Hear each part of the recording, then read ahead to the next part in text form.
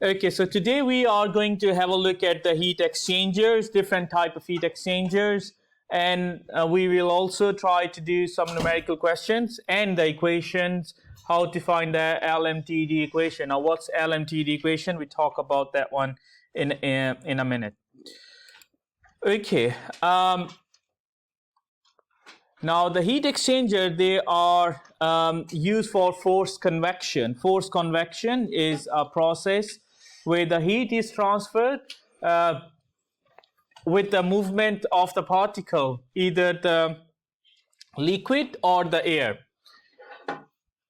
Now, there are different types of heat exchangers, and the effectiveness of the heat exchangers depend upon the shape of the surface, the texture of the surface, the orientation to the direction of the flow, how the fluid, the hot and the cold fluid is flowing, and the properties of the fluid. So these 4 points are quite important.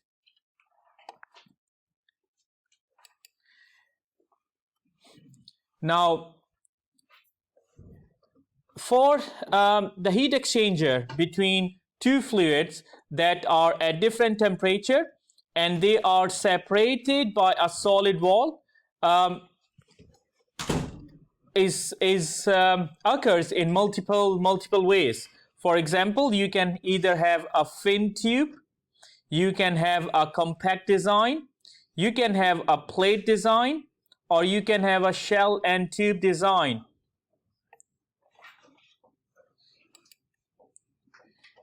Now, just to show you heat exchanger by flow arrangement, one is known as a parallel flow arrangement. It's called parallel flow arrangement because the direction of the flow of the hot and the cold, they are parallel. They go in the same way. This is the entry point and this point is the exit point. From the entry point towards the point 1, let's call this point 1 as and this is point 2, and let's call this one point 1 dash, and let's call this one point 2 dash. Okay. Now, from the point 1, when the fluid enters the point 1, the temperature is very hot at 1, and the temperature when it leaves at 2 will be reduced. Temperature of 1 dash is very low, but when it leaves at 2 dash, it will be hot as compared to, it will be more as compared to it was here. Now then we got a counterflow. In the counterflow, the direction of the flow of the hot and the cold liquid, they are in opposite direction. So let's call this one temperature hot 1. Let's call this one temperature hot 2. Let's call this one as temperature cold 1. Let's call this thing temperature, this point temperature cold 2. In this case, what will actually happen is exactly similar to the first one, except the direction is opposite. The hot fluid will go in, but the temperature of TH2, T hot 2, will be lower than temperature of TH1. Same. This case, temperature of cold 1 will be lower than the temperature of TC2. We can have the same fluid with the same properties. We can have the fluid, the hot fluid, as an oil, and then across that one we can use water. So we can have different. We can have a different flow rate. So there are multiple variables we can actually change. Now then we got the cross flow unmixed, and then there's a cross flow mixed. Now cross flow is like the flow of the fluid is that way, and the flow of the air or the cold fluid is across this direction. Yeah. Okay. Now automobile radiators, they are cross flow. So just to give you an example.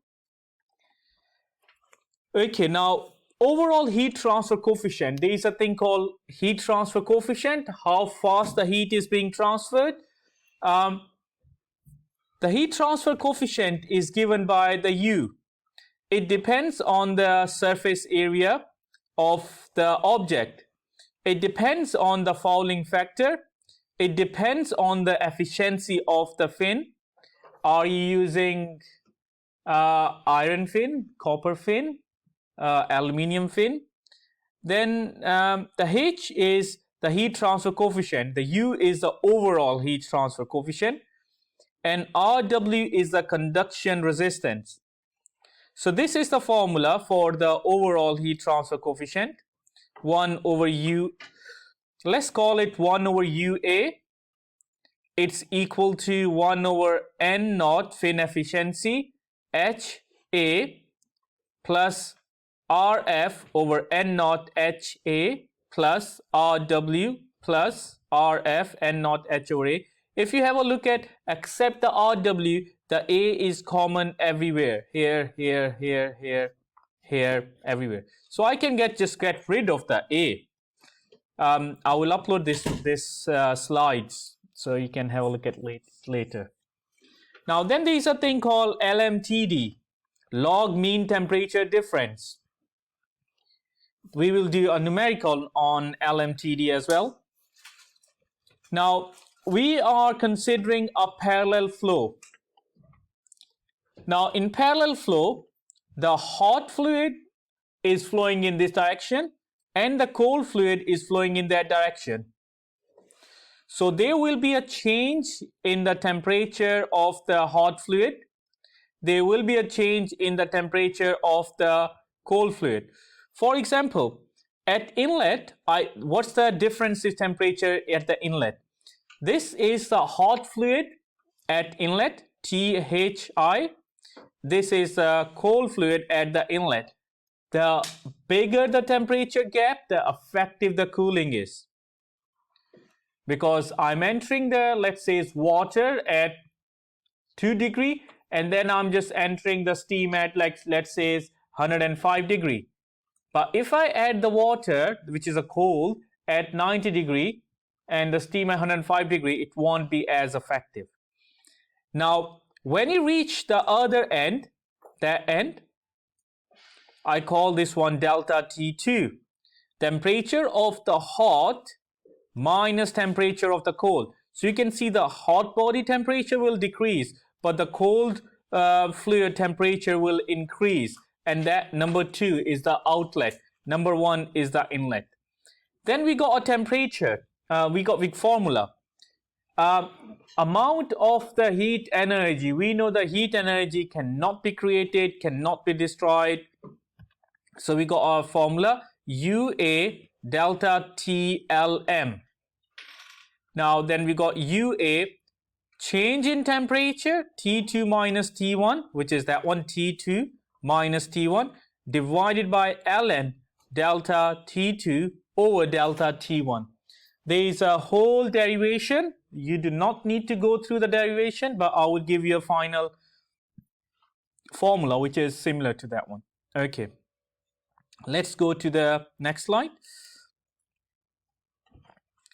For the parallel flow, if I want to do LMTD for the parallel flow, which the derivation. Now again, we know all these values. Let's say one of the value might be missing, and we can find out what will be the temperature at the outlet for the hot, what should be the flow rate, and so on. So this gives you all the derivation. I'm just going to quickly go over the derivation. Now to start with, you got delta Q. Delta Q is change in energy, is MC delta T. That's the formula, MC delta T. Now, if I assume the mass of the fluid, instead of mass, I use mass flow rate, or I use a unit mass. This mass disappear, yeah, and I don't have this mass, so that mass disappear. Yeah, so it's a mass flow rate. So mass is 1 kilogram. And it becomes a CH delta T. This is still a delta. If I want to do for the cold body, it's still going to be mCp delta T, but for the cold body. Or I can see Cc delta T. Change in the energy will be given by U, delta T, and delta A. Now, where U, as we spoken earlier, is the heat coefficient, overall heat transfer coefficient. So we know the value. If I want to find out the change in the temperature of the hot minus the cold, I can just put in the values. When I put in the value, I can rearrange this one. So if you have a look here, I want to make this thing subject from this equation. So I'm just going to do dq over ch. That is going to give me, that's going to give me delta th. So that will be the value. And I can do the same for the second one. I can do delta Tc using this equation, but I'm using the first and the last part. Delta Q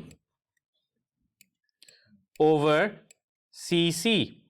Now remember, there is a negative for the first one as well. And then I just put the values here, and this is what I will get.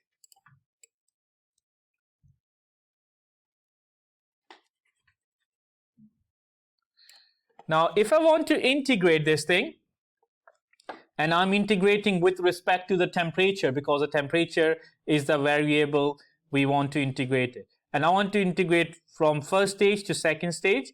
I put the integral, and I put the integral on this side. When I put the integral on this side, the area factor will appear. And this is a change in area at 1 minus the change in area at 2. When I apply the limits, it's going to give me minus UA 1 over CH plus 1 over CC, the cold, and this is the hot. When I integrate this value will give me integral ln delta T2 minus delta T1. It's back to the integration. Okay. Now this just gives me the change in temperature, and because there is a log, hence it's known as a log mean temperature difference. Okay, ln T. Now we need to work a bit more. Once I got the log mean temperature difference, which is here, that value,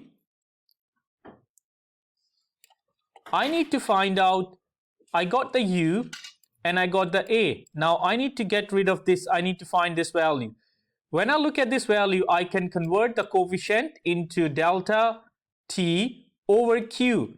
And delta T is change in delta T of the hot at the initial minus the delta, the T hot at the outlet, plus T cold at the outlet minus T cold at the inlet over the Q. This Q I can take out because these are constant, I can take out. So I got this value. Now here I'm just going to put this and that, the inlet temperature together. Hot inlet minus cold inlet. And hot inlet minus cold inlet is actually temperature T1. Hot outlet minus cold outlet. Now you can see there's a minus, there's a positive. I took the minus out, so then I got this one as minus. If we go to the very slide, according to that one, this is the value of delta T1, delta T2. I just put these values here. And this is the question, this is the formula I got. Q equals to UA over Q, delta T2 minus delta T1. Now instead of Q, now you see this is UA. Now this Q kind of disappear on the other side. Yeah, this Q kind of disappear on the other side. And whatever is here, I bring that one down. So I just swap the Q and that thing. So then it came. Hence it's known as log mean temperature difference. So this is the log, this is the change in temperature difference, And this is kind of the formula.